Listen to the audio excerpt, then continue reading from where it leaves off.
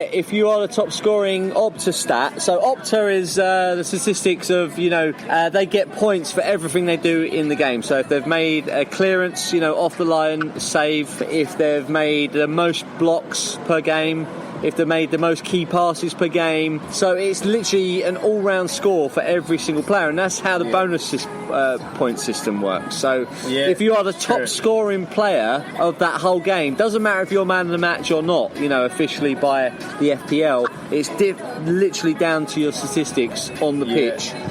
So that does actually come into play. So you are right there, Captain. Guys, I'm going to wrap this up for Patrick in Princeton. So I think we've got differing opinions here. So we've got some people on this fantastic panel that think the striker deserves more points. Other people think the defender deserves more points. 50-50. So, Patrick, I think it's only fair that it's 4 points each, and we'll leave it at that, and that's how it should be. And we're going to move on, aren't we? So you're talking about defenders. I would stay away from all defenders in the Sheffield United game.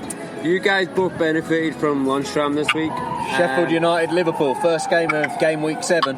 Yep, early kickoff. 7:30, 4:30 for you, Captain, on the ground in LA. And 12:30 for you guys in the UK.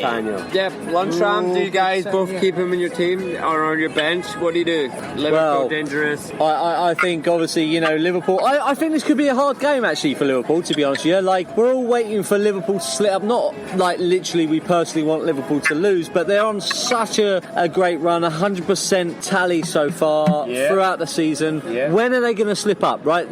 You can see them getting a 1-0, go down early. They haven't done that much this season. If they get a goal, an early lucky goal against them, could you see Liverpool slipping up and struggling?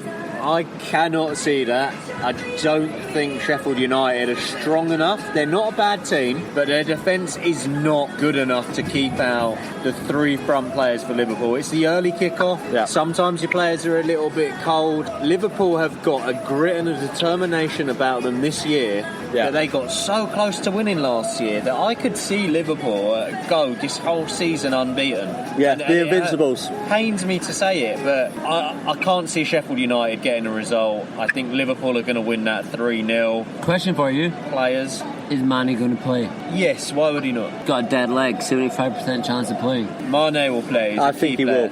They've got all these injections nowadays. When it says 75%, you listen to the press conference, they normally give you a good indication whether they've got a chance or not. Mason Mount was ruled out last week. Yeah, and he was in. 2 points, he might as well be ruled out. They lied to us, that's what we're saying. It's early days, so you should always go on the press conferences. If you're on the fence, just wait until Friday press conference, then you probably know. Because most managers, 9 times out of 10, they will rule him out. They'll say, okay, he is injured, not in contention. So if anyone disagrees with me here, I'm saying Sheffield United, no, don't bother, not worth it at all. Correct. Liverpool, I'm going 3-0 Liverpool. I actually think of their strikers right here. I would say Firmino's the player at the moment. I think he's in wonderful form. Scored a great header in the last game. The game before that, the touch to set up, Salah was just unreal. I think Firmino, for me, in this game, he's cheaper than the other two.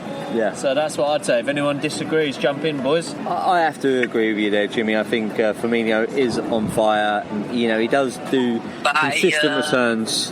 Fire, he's on fire. On fire. He does Talking of fire, let's move on to Chris Wood. Burnley versus the John McGinn fanboy. John McGinn's team, it is Villa versus Burnley. What do you think, Sean? Banging my head against this table right here. Will John McGinn do it again? At home, he loves it. He loves it. He absolutely loves it. He's a great player. The way he uses that ass. He does like the big stage, though. I must say that. He scored... There's also no bigger stage than Burnley. He also loves North London, okay? Right? He just scored at the Emirates. He scored at the new White Hart Lane at the first game of the season. He also scored at Wembley to put them in the Premier League. It's a shame he's not going to London. So he's not in London this week. Will he keep on scoring? I don't know whether to substitute him back in my team. If I do, I will be making way with Danny Ings and I will be replacing him with John McGinn. That is the substitute is on my mind at the moment. But you can't do that, right? Because McGinn's a midfielder. But essentially, Aston Villa, you know what this is? We were talking about Burnley. Wesley, mate. Big old Wesley. We were talking about Burnley earlier, how good they are at home. I think Aston Villa are very good at home, actually, and I think they proved that against West Ham. They've proved that against Everton. They've proved that against a few teams this season. Have, you love Wesley, Jimmy Ferguson. Yeah, Wesley, not Tell Schneider. us about Wesley. Wesley, not Schneider. He's a unit, mate. I've said it before. He's like a big Hulk, but he's a Villa Hulk. You love him. He loves him. We love him. Doesn't he? Captain, what do you think about Wesley? Do you think he's the real deal or not? I'd like to go back to Burnley, if that's all right. Because No. I've got. We got. So I'm asking you about Wesley. The Villa, right? We're going. John McGinn and Wesley. They're the two players. If you want a Villa player. I think Villa have got a chance here. Burnley do have a nuance. I said it against Norwich. There's a new team, and Burnley know how to defend and beat those new teams. So, Captain's paused himself again. You so paused yourself, Captain. I think he's showing he's angry with us. So we're going over to Captain to tell us all about Burnley. Well, you're saying that, and like I don't see any Burnley players in your team. I've got obviously Ashley Barnes. I've had him for a few weeks. He's not performed at all. I'm actually thinking of getting rid of him. But I wouldn't bench him, mate. Get Wesley, not Schneider. I don't know. I'd rather, to be honest, I'm looking at Abraham. You know, he's like, he's a better. I think generally Abraham's way more than Barnes, though, mate.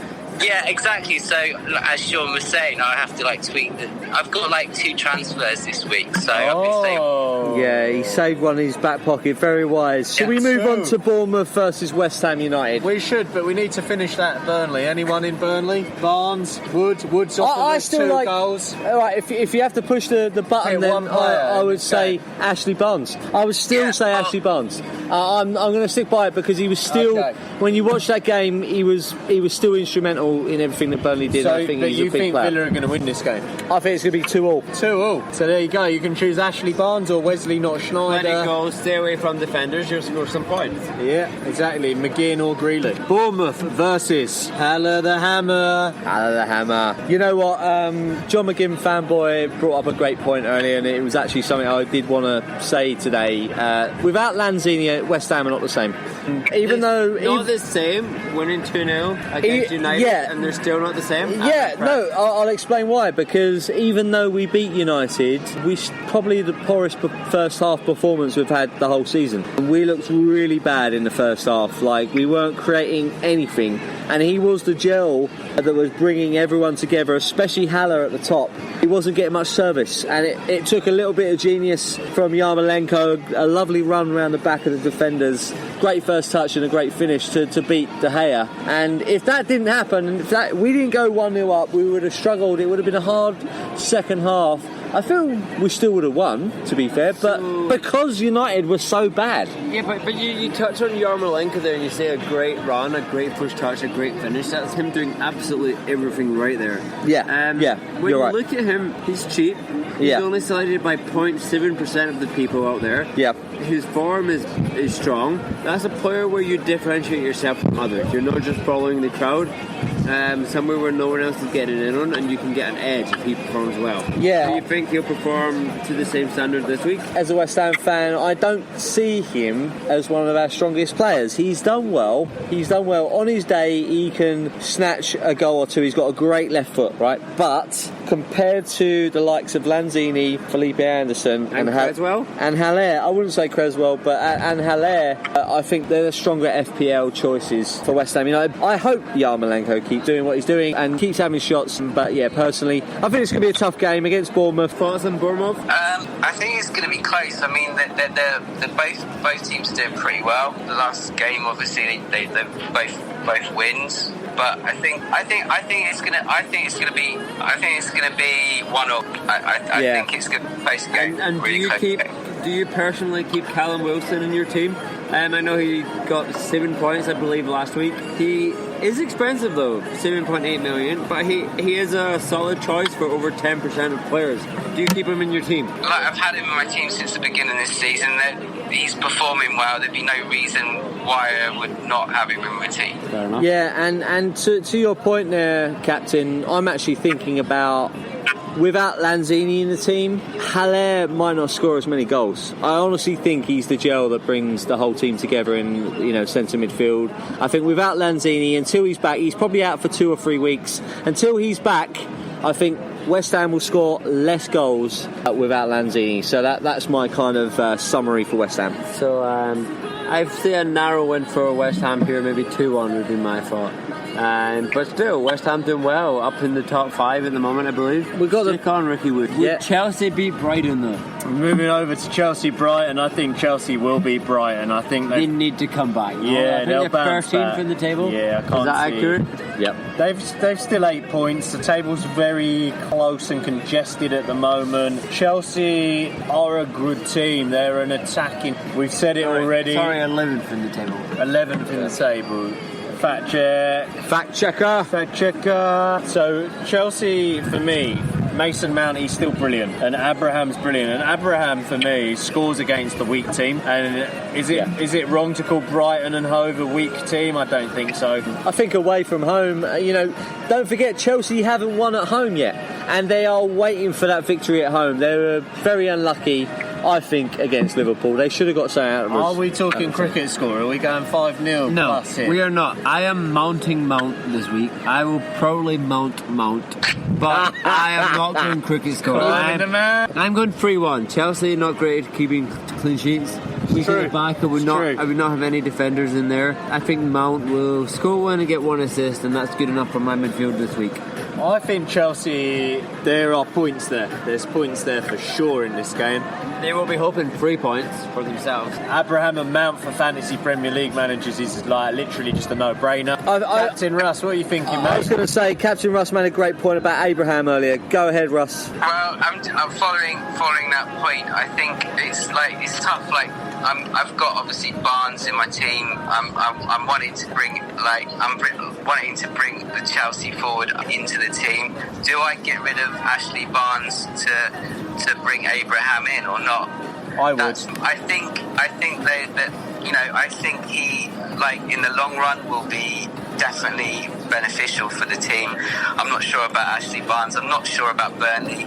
Chelsea are looking definitely more up for it than and if that would be the reason why I would switch those 2 players. What's important to look at though is Chelsea's upcoming games as well. So they got Brighton this week, but then have they got easy games in the next few weeks? And when you start to look at that, they got Southampton the week after, and then after that Newcastle. They're at home to Newcastle, and then it's Burnley. They're 4 games that Chelsea's players should be licking their lips at, in my opinion. Yeah. So I think right now is a good time to get Abraham in. The thing is, though, outside of Abraham and Mount, I don't see that much more value in Chelsea. No, Willian is probably their next player, I would suggest. He's begun to start. Kante, what a goal at the weekend. Excellent goal. Liverpool backed off, but, he's not going to get points week in, week out, but I just had to mention goals just seem to come from everywhere this season, though, don't they? Yeah. A lot of defensive midfielders are scoring, getting up the pitch, and people all over the park. But I think I agree with you all. I think Abraham, I'm sticking with him. I still want Ashley Barnes in my team. Abraham is 7.4 million. Is pretty reasonable for a striker. Yeah. Scores a lot How of much goals. was he when we started this? I don't know. He was 7, right? Which brings us on to 29.7% of players pick him. So great from that point, but then also you're not really differentiating yourself. So you're either going to miss out or you're going to strive. Which brings us on to the next point, talking about those kind of class strikers. Pukey. We love to pukey. I thought you were saying, are you? Crystal Palace, Norwich. If you got 5.1, is a great buy. I use a great buy. I listened to you guys last week with the perm. Cantwell. Non-existent. I did the same. It was not perm. It was just temporary. You got away from home. Norwich are not one to bank on for away from home. They've shown that this season. Even at Palace? So far. Even at Palace, because don't forget, look how solid Palace are at home. They defend really well. Roy Hodgson has them set up to defend. Roy Hodgson doesn't go out there to attack teams. He sits behind the ball, has them organised, has them very fit players. But the problem is they can't score goals. That's the only thing. And you got mugged off by the perm. That's not the first time in your life. Who's you talking mugged about? off by the perm. Captain Russ, man. Wolves managed to get a draw at Palace. Tottenham obviously beat them significantly the week before that. And They don't score did many beat goals. Villa at home. Yeah, they don't score many. They don't score many goals. Who's that? Palace. Palace, yeah. If they rarely do They got score, 2 against Man U. if they do score, I think IU will